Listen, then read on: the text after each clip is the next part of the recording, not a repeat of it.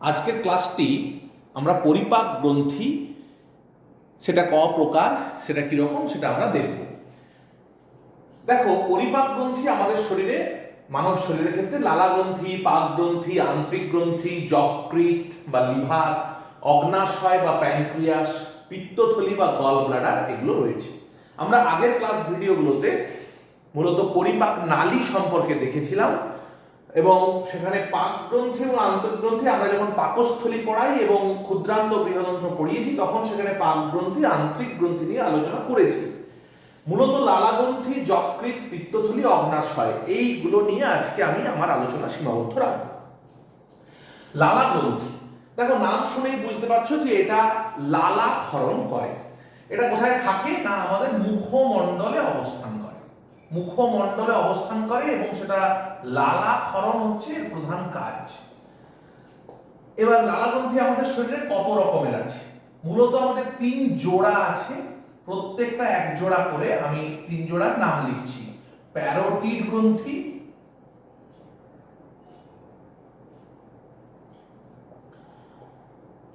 Submandibular গ্রন্থি,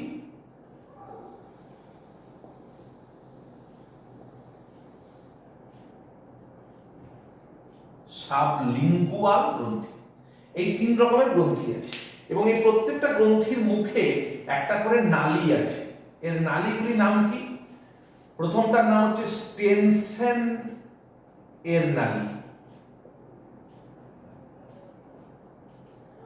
2 নম্বরটার ক্ষেত্রে নালী অর্থাৎ সাবম্যান্ডিবুলারের মুখে যে নালী আছে তার নাম হোয়ারটনের নালী, হোয়ারটনের নালী।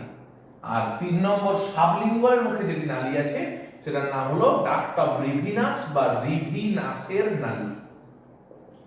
ওকে, তাহলে এই গেল আমার 3 রকমের গ্রন্থি এবং এগুলো তার মুখ থেকে নালী রয়েছে এবং নালীর মাধ্যমে এই লালা ক্ষরণ হয়। তাহলে এই গ্রন্থির প্রধান কাজ হচ্ছে লালা ক্ষরণ করা।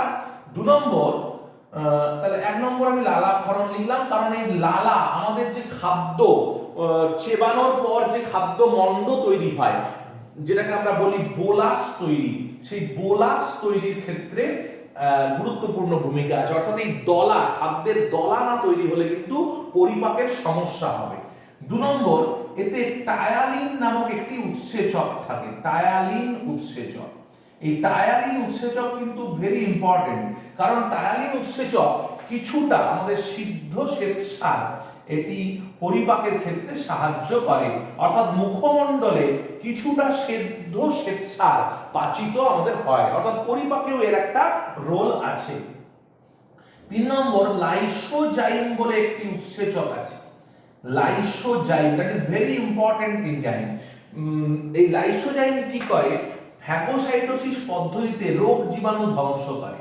ফ্যাগোসাইটোসিস পদ্ধতিতে রোগ জীবাণু ধ্বংস, অর্থাৎ আমাদের দেহে প্রতিরক্ষা ব্যবস্থায় অ্যাক্টিভলি অংশ নেয়। অর্থাৎ আমাদের যদি কোনো জীবাণু আমাদের খাদ্যের মাধ্যমে বা আমাদের মুখমণ্ডলের পথ দিয়ে শরীরে প্রবেশ করার চেষ্টা করে, তাকে আটকানোর জন্য প্রাথমিক প্রতিরক্ষার কাজটি করে লাইসোজাইম। তাহলে এইগুলো হলো আমাদের লালা গ্রন্থি, তার গঠন এবং লালা গ্রন্থির এই কাজগুলো সম্পাদন করে। এবার আমরা একটু দেখব, আমি তারপরের যে 3টের পাক গ্রন্থি এবং আন্ত্রিক গ্রন্থি আমরা আগেই বললাম যে আলোচনা করেছি, পাকস্থলী এবং অন্ত্রের ভিডিও দেখলে তোমরা তাতে পাবে। কিন্তু যকৃৎ, পিত্তথলি এবং অগ্নাশয় এই 3টি সম্পর্কে আমরা এইবার দেখব। আমি যদি 3টের গঠনকে একটু সহজভাবে আঁকি, অর্থাৎ এদের গঠনটাকে আমি একটা ফ্লো পিকচারের মাধ্যমে আঁকছি, খুব সহজ একটা পিকচারের মাধ্যমে আঁকছি। ধরে নাও এটি হলো যকৃৎ বা লিভার, যদিও ভালো করে মনে রাখবে যে এটার গঠনটা এতটা সোজা নয়, আমি বোঝার সুবিধার জন্য কিছুটা সোজা আঁকছি। যকৃৎ মনে রাখবে এটা মানব শরীরের সবচেয়ে বড় গ্রন্থি, এর ওজন প্রায় 1.5 থেকে 2 কেজি পর্যন্ত হতে পারে একজন পূর্ণবয়স্ক ব্যক্তির ক্ষেত্রে। এবং যকৃৎ আমাদের শরীরের পরিপাক, বিপাক এবং বিভিন্ন রাসায়নিক বিক্রিয়ার ক্ষেত্রে প্রধান কেন্দ্র হিসাবে কাজ করে। আমি যকৃতের কাজ বা ইত্যাদি নিয়ে আসবো, তার আগে আবার দেখে নিই যে এবার যকৃৎ থেকে একটি নালী বেরোয় এবং এখানে যকৃতের ঠিক গোড়াতে নিচের দিকে রয়েছে একটি গোলাকার গ্রন্থি। এই গ্রন্থিটির নাম হচ্ছে পিত্তথলি, ইংলিশেতে একে বলে গল ব্লাডার। এর থেকে পিত্ত রস নির্গত হয়। ওকে, এবং এর ঠিক তলাতে অ্যাকচুয়ালি ডিওডিনামের মুখে এখানে রয়েছে ডিওডিনাম। এই ইউ আকৃতির যে নালীটি, এটা ক্ষুদ্রান্তে ডিওডিনাম। তাহলে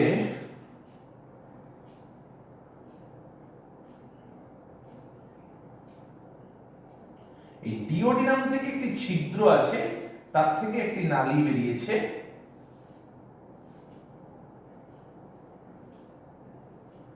আর এই ডিওডিনামের মুখ থেকে তোমরা জানো যে এইদিকে রয়েছে পাকস্থলী। আমি সেটাকে, এইটা হচ্ছে পাকস্থলী। একটু জায়গাটার গঠনটা অনেক জটিল, তবুও একটু বুঝতে হবে আমাদেরকে এভাবে। তাহলে এইখানে এসে দেখো, আমি পাকস্থলীটাকে সরিয়ে এই যে একদম নালীটা যেটা যকৃৎ থেকে বেরিয়েছে, তাহলে সেই নালীটার নাম হচ্ছে যকৃৎ নালী। কোনো আপত্তি নেই, কারণ যকৃৎ থেকে বেরিয়েছে, নাম যকৃৎ নালী। পিত্ত থেকে যে নালীটা বেরিয়েছে, পিত্তথলি থেকে, তার নাম হচ্ছে পিত্ত নালী।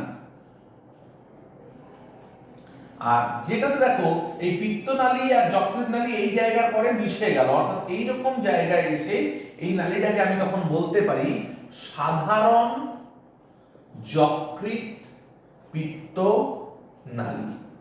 ইংরেজিতে একে বলে সিবিডি বা কমন বাইল ডাক্ট। ডাক্ট মানে নালী, কমন বাইল ডাক্ট অর্থাৎ সে পিত্ত রস বহন করে, যকৃৎ রস, অর্থাৎ এই জায়গার পর থেকে তারা কিন্তু যুক্ত হয়ে গেছে। তাহলে আর এই যে ইউ আকৃতির অংশটি, সেটা ডিওডিনাম। ইউ আকৃতির খাঁজে একটি পাতার মতো গ্রন্থি আছে, এই ইউ অংশটির খাঁজে, এবং তার মাঝ বরাবর একটি নালী চলে গেছে। আমি নালীটাকে তোমাদের বোঝানোর সুবিধার জন্য একটু অন্য রঙে আঁকছি। এই নালীটিকে আমি লাল রঙে আঁকছি। দেখো অগ্নাশয়ের মাঝ বরাবর, অগ্নাশয় হচ্ছে এই পাতার মতো অংশটি হচ্ছে অগ্নাশয়। এই পাতার মতো পুরো যে গ্রন্থিটি, সেটাই বলা হয় অগ্নাশয়। ইংরেজিতে একে বলা হয় প্যানক্রিয়াস। এর গঠনটা কিন্তু সবাইকে ভালো করে বুঝতে হবে। এই যে নালীটি রয়েছে মাঝখানে, এই নালীটি হচ্ছে অগ্নাশয় নালী। ওকে, অগ্নাশয়ের মাঝখান দিয়ে গেছে, তাই অগ্নাশয় নালী। এবার দেখো এই যে কমন বাইল ডাক্ট, আমি এর রংটা একটু চেঞ্জ করে দিচ্ছি বোঝার সুবিধার জন্য। সবগুলো তো একই রঙে, কমন বাইল ডাক্ট যেখান থেকে, আমি সেখান থেকে রংটা সবুজ করে দিলাম। অর্থাৎ যতটা পর্যন্ত নীল ছিল ততটা ছিল যকৃৎ নালী। ওকে, তোমরা নিশ্চয়ই রংটা ছবিতে ভালো করে বুঝতে পারছো। আমি আরেকটু এটাকে একটু বড় করে দিচ্ছি বোঝার সুবিধার জন্য। তাহলে দেখো যে জায়গাটা গ্রিন কালারে আমি চিহ্নিত করেছি, সেই জায়গাটা হলো সাধারণ যকৃৎ পিত্ত নালী। আর যে জায়গাটা দেখো পিত্ত নালী, পিত্তথলি থেকে যে ব্ল্যাক কালারে আমি এখন চিহ্নিত করলাম, এটা হলো পিত্ত নালী। তাহলে ব্ল্যাক আর এদিকে ব্লু থেকে যেটা বেরোলো সেটা যকৃৎ নালী। এই যকৃৎ নালী পিত্ত নালী মিশে গিয়ে তৈরি হলো সাধারণ যকৃৎ পিত্ত নালী। সেটা দেখো অগ্নাশয় নালীর সাথে এসে যুক্ত হয়ে এই যে একটি ছিদ্রের মাধ্যমে ডিওডিনামে এসে উন্মুক্ত হয়েছে। তাহলে আমার এই জিনিসটা হলো ডিওডিনাম, ইউ আকৃতির অংশটি হলো ডিওডিনাম। তাহলে ডিওডিনামে ছিদ্র হয়ে অগ্নাশয় এবং যকৃৎ, তাহলে তোমরা বুঝতে পারছো যে যকৃৎ থেকে যে রস, পিত্তথলি থেকে যে রস, অগ্নাশয় থেকে যে রস, সবগুলোই বেরোবে কিন্তু ডিওডিনামে এসে, অর্থাৎ ক্ষুদ্রান্তের ডিওডিনামে যকৃতের রস, পিত্তথলির রস, অগ্নাশয়ের রস সবাই আসবে, এবং সেটা এই ফুটোটি বা এই ছিদ্রটির মাধ্যমে বাইরে নির্গত হবে। তাহলে this ampulla is very important. এটাকে বলা হয় অ্যাম্পুলা অফ ভাটার। অ্যাম্পুলা অফ ভাটার। ওকে, এটি খুব গুরুত্বপূর্ণ একটি ছিদ্র। তাহলে অ্যাম্পুলা অফ ভাটার মানে কি হলো, সাধারণ যকৃৎ পিত্ত নালী এবং অগ্নাশয় নালী কমনলি যে ছিদ্রের মাধ্যমে ডিওডিনামে বেরোলো, সেটাকে বলা হয় অ্যাম্পুলা অফ ভাটার। ওকে, সেটাকে বলা হয় অ্যাম্পুলা অফ ভাটার। এরপর অ্যাম্পুলা অফ ভাটারের মুখে, অ্যাম্পুলা অফ ভাটারের মুখে আবার একটি তোমার স্ফিংটার আছে, অর্থাৎ এই মুখে একটি ঢাকনা আছে। তাহলে অ্যাম্পুলা অফ ভাটারের যে স্ফিংটার, স্ফিংটার তাকে বলা হয় স্ফিংটার অফ, স্ফিংটার অফ ওডি। ভালো করে মনে রাখবে। তাহলে স্ফিংটার অফ ওডি এটি হলো একটি ঢাকনা যেটা অ্যাম্পুলা অফ ভাটারের মুখে থাকে, অর্থাৎ এটি যদি সবসময় খোলা থাকে না তাহলে তো সবসময় রস চলে আসবে। এটা বন্ধ থাকে, প্রয়োজনে খোলে, অর্থাৎ অগ্নাশয়ের রস, যকৃতের রস, পিত্তের রস, এই নালীটি খুব গুরুত্বপূর্ণ। এই নালীটি কোনো কারণে অবরুদ্ধ হয়ে গেলে আমাদের জন্ডিস নামক রোগটি সৃষ্টি হতে পারে। এরপর আমরা প্রত্যেকটা অংশের তাদের কাজ একটু দেখে নেব। যেমন ধরো যকৃৎ, আমি একটু বলে নিই প্রত্যেকটা অংশের কাজ কি। দেখো যকৃৎ খুব গুরুত্বপূর্ণ, আমি আগেই বললাম এটি মানব শরীরের সবচেয়ে বড় গ্রন্থি। এর মূল যদি কাজ বলো তাহলে ভ্রূণ অবস্থায় রক্ত তৈরির ক্ষেত্রে সাহায্য করে, হিমোগ্লোবিন তৈরি করে, এটি এর মূল কাজ। আমাদের পরিপাকে সাহায্য করে, শর্করা প্রোটিন ফ্যাট সঞ্চয় করে, শর্করা প্রোটিন ফ্যাট এগুলো সঞ্চয়ে সাহায্য করে, শর্করা প্রোটিন ফ্যাট এগুলো সঞ্চয় করে। তাছাড়া এর যেটা মূল কাজ সেটাই আমি এখনো লিখিনি, সেটা হলো যে তোমার বিপাকের ক্ষেত্রে সাহায্য করে, বিভিন্ন রকমের শর্করা প্রোটিন ফ্যাটের বিপাক। তাহলে বিপাকের কাজটা বা মেটাবলিজম এটা খুব গুরুত্বপূর্ণ একটি বিষয়, এটি কিন্তু এখানে হয়, অর্থাৎ আমাদের সমস্ত বিপাক ক্রিয়াই প্রায় যকৃৎ করে। তাছাড়া যকৃতে ইউরিয়া তৈরি হয়, অর্থাৎ অর্নিথিন চক্রের মাধ্যমে ইউরিয়া তৈরি হয়, অর্নিথিন চক্র। এখানে বিলিরুবিন বিলিভারডিন প্রভৃতি পিত্তরঞ্জক তৈরি হয়, বিলিরুবিন বিলিভারডিন প্রভৃতি পিত্তরঞ্জক তৈরি হয়। এইগুলো হচ্ছে এর প্রধান কাজ যকৃতে। তাছাড়া দেয়ার আর সেভারাল ফাংশনস। যকৃৎ বললামই যে আমাদের শরীরের খুব ইম্পর্টেন্ট গ্রন্থি। আচ্ছা, আরেকটা গুরুত্বপূর্ণ গ্রন্থি কাজ বলি, এটা প্রতিরক্ষায় সাহায্য করে। এই যকৃতে রয়েছে কুফার কোষ। কুফার কোষ হলো এক ধরনের ম্যাক্রোফাজ, এরা ফ্যাগোসাইটোসিস পদ্ধতিতে রোগ জীবাণু ধ্বংস করে, অর্থাৎ কুফার কোষ ফ্যাগোসাইটোসিস পদ্ধতিতে কোনো আমাদের শরীরের থেকে ভাইরাস ব্যাকটেরিয়া এগুলো ঢুকলে, যেমন দেখছিলে লাইসোজাইম, সেও ফ্যাগোসাইটোসিস পদ্ধতিতে রোগ জীবাণু ধ্বংস করছিল, যকৃতে অবস্থিত কুফার কোষ একইভাবে জীবাণুর বিরুদ্ধে একটা প্রতিরক্ষা ব্যবস্থা গড়ে তোলে। তাহলে এই গেল যকৃতের মূল কাজ, আমি এগুলো সহজে বললাম। এবার আসি পিত্তথলি, এর কি কাজ? পিত্তথলি মনে রাখবে যে পিত্তথলি ফ্যাট জাতীয় খাদ্য পরিপাকের ক্ষেত্রে গুরুত্বপূর্ণ ভূমিকা নেয়। ফ্যাট জাতীয় খাদ্য পরিপাক, অর্থাৎ পিত্ত থেকে, পিত্তথলির মধ্যে যে পিত্ত থাকে, এই পিত্ত কিন্তু তৈরি হয় অ্যাকচুয়ালি যকৃতে। তাহলে পিত্ত তৈরি সেটা কিন্তু যকৃতে হয়, এটা মনে রাখবে। কিন্তু পিত্তথলিতে যেটা হয় কি, পিত্ত সঞ্চয় করেছে এবং এই সঞ্চিত পিত্তটি একটু ঘন হয়। এই পিত্তের কাজ হলো ফ্যাট জাতীয় খাদ্য পরিপাক। এবার পিত্তের মধ্যে কিছু রঞ্জক থাকে, এই যে বিলিরুবিন বিলিভারডিন, দে আর অ্যাকচুয়ালি পিত্তরঞ্জক। তাছাড়া পিত্তের মধ্যে কিছু লবণ থাকে, সোডিয়াম গ্লাইকোকোলেট, সোডিয়াম টরোকোলেট প্রভৃতি রঞ্জক থাকে। আমি ছবিটা আস্তে আস্তে একটু মুছে দিই, তাহলে সেইগুলো একটু মনে করিয়ে দিই যে পিত্ত কিছু আমাদের রঞ্জক থাকে। পিত্তরঞ্জকের নাম হচ্ছে বিলিরুবিন বিলিভারডিন, এগুলো মনে রাখবে, খুব ইম্পর্টেন্ট। পিত্ত কিছু লবণ আছে, সোডিয়াম গ্লাইকোকোলেট,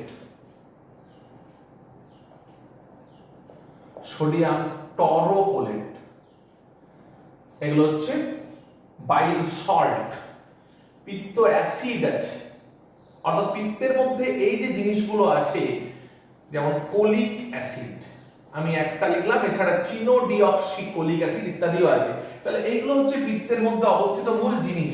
এদের সবারই কাজ, এরা হেল্প করে। পিত্ত লবণ মূলত হেল্প করে। পিত্ত লবণ ফ্যাটকে জলে দ্রাব্য করে দিয়ে ফ্যাট পরিপাকে সাহায্য করে।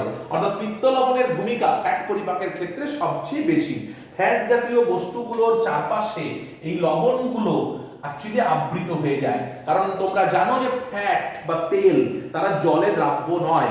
এই তেলের চারপাশে পিত্ত লবণ একটা লেয়ার তৈরি করে, যেটা তাকে জলে দ্রবীভূত হতে বা জলে দ্রাব্য হতে সাহায্য করে, এবং জলে দ্রাব্য হলেই সেখানে যখন ক্ষুদ্রান্তে লাইপেজ উৎসেচক তার উপর কাজ করে, তখন লাইপেজ ফ্যাট জাতীয় খাদ্যের পরিপাকে সাহায্য করতে পারে। অর্থাৎ পিত্ত না থাকলে ফ্যাট জাতীয় খাদ্য পরিপাকের ক্ষেত্রে কিন্তু আমাদের শরীরের বিশেষ সমস্যা হবে। তাহলে পিত্তথলি one of the important organ, কারণ সেখানে পিত্ত জমা থাকে।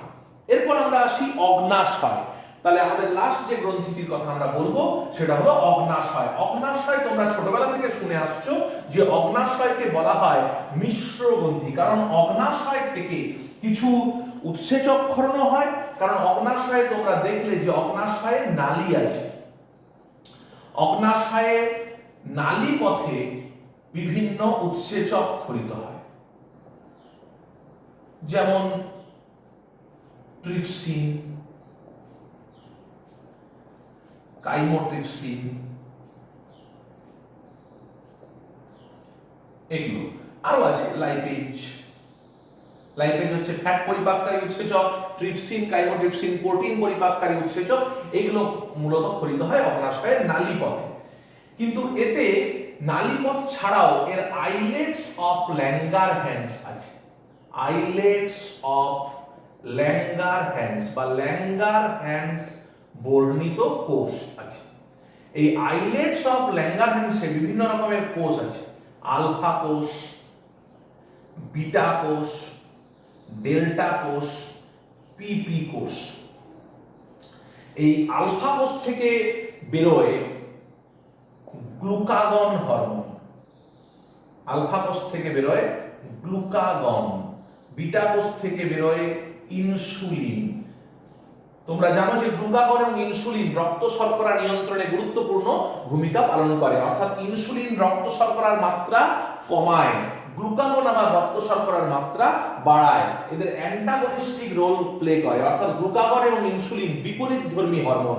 ইনসুলিন রক্ত শর্করার মাত্রা কমায়, গ্লুকাগন রক্ত শর্করার মাত্রা বাড়ায়। তাহলে অগ্নাশয়ের এটা একটা গুরুত্বপূর্ণ কাজ যে তারা রক্ত শর্করা নিয়ন্ত্রণে সাহায্য করে।